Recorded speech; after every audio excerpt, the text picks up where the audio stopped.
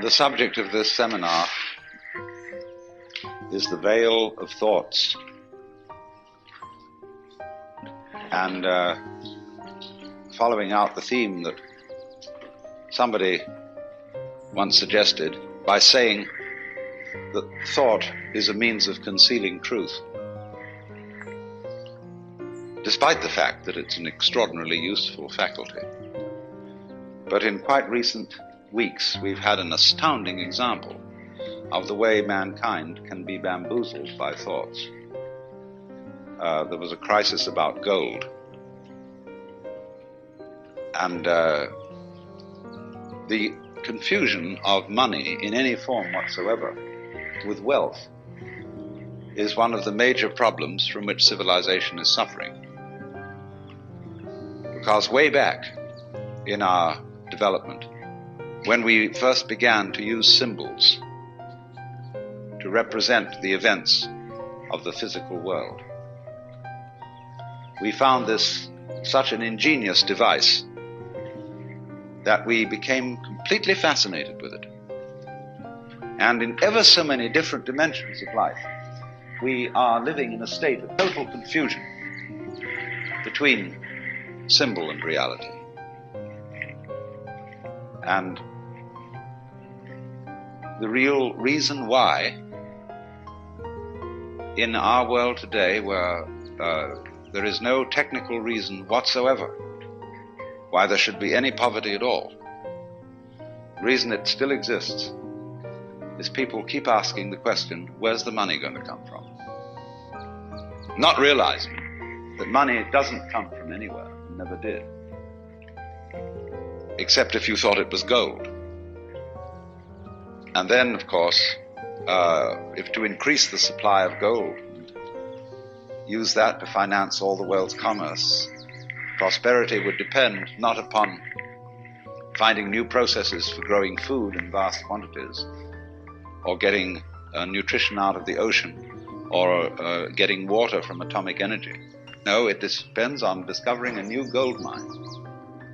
And you can see what a nonsensical state of affairs that is. Because when gold is used for money, it becomes, in fact, useless. Gold is very useful metal for filling teeth, making jewelry, and maybe covering the dome of the Capitol in Washington. But the moment it is locked up in vaults in the form of ingots, it becomes completely useless.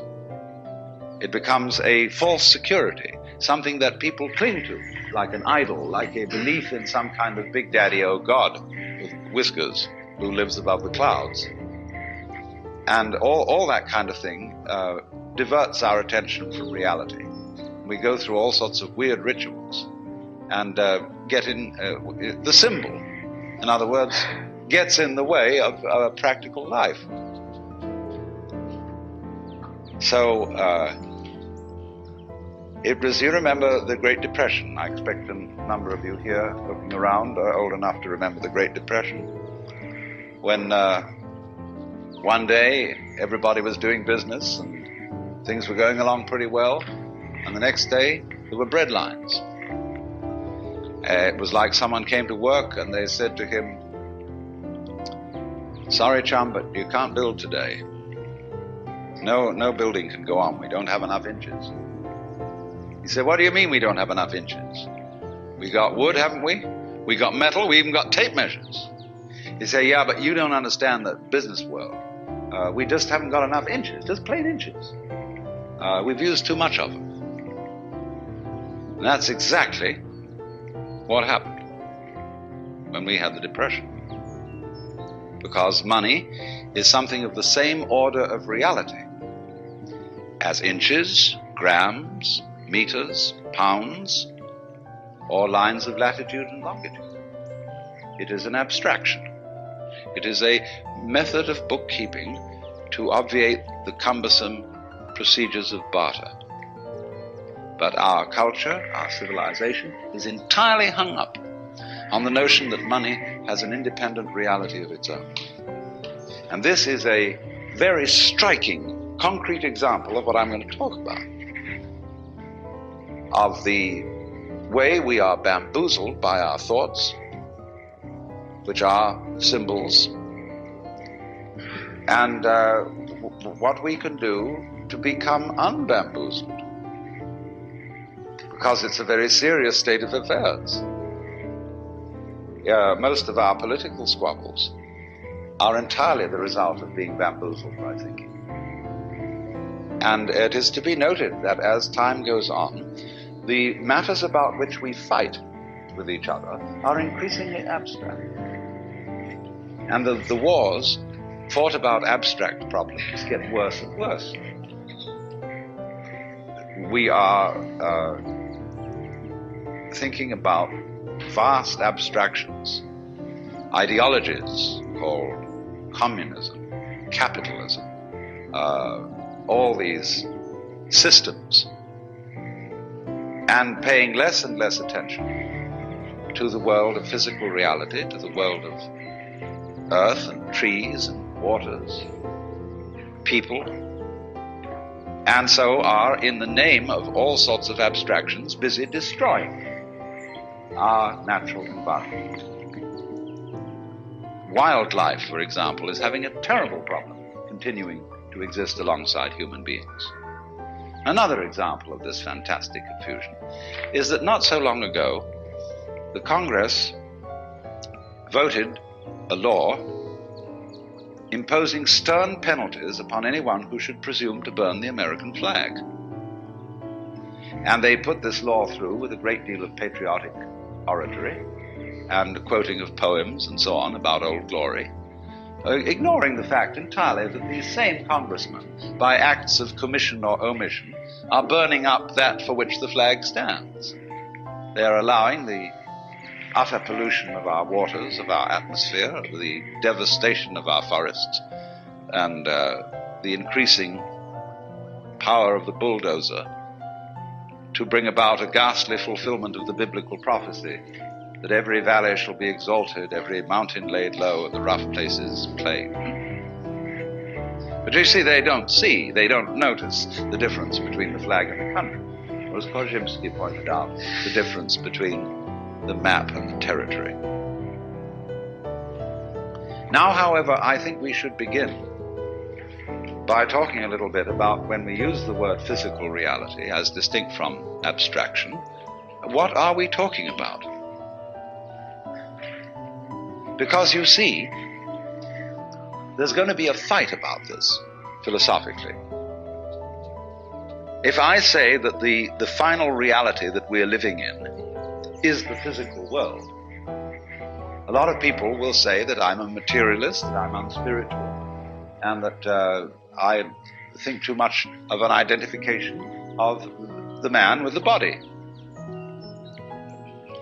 Any book that you open on yoga or Hindu philosophy will have in it a declaration that you start a meditation practice by saying to yourself, I am not the body.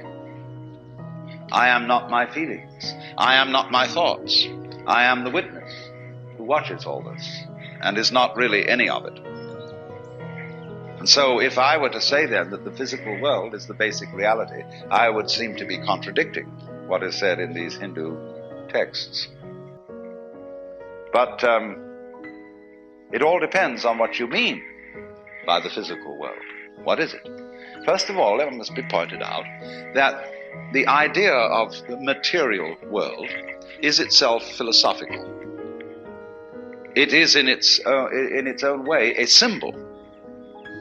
And so if I take up something that is generally agreed to be something in the material world, and I argue that this is material, of course it isn't. Because nobody has ever been able to put their finger on anything material. That is to say, if you by the word material, you mean some sort of basic stuff out of which the world is made. By, say, analogy with the art of ceramics, pottery, we use clay and we form it into various shapes. And so a lot of people think that the physical world is various forms of matter. And nobody has ever been able to discover any matter. They've been able to discover various forms, yes, various patterns, but no matter. You can't even think how you would describe matter in some terms other than form.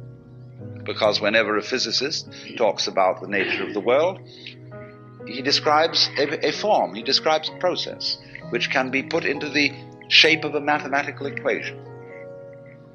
And so if you say A plus B equals B plus A, everybody knows exactly what you mean.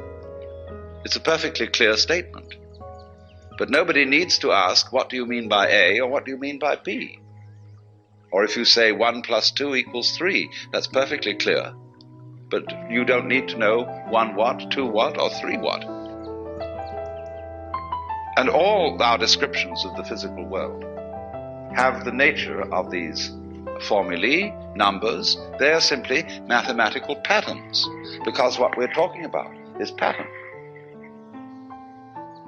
But it's pattern of such a high degree of complexity that it's very difficult to deal with it by thinking.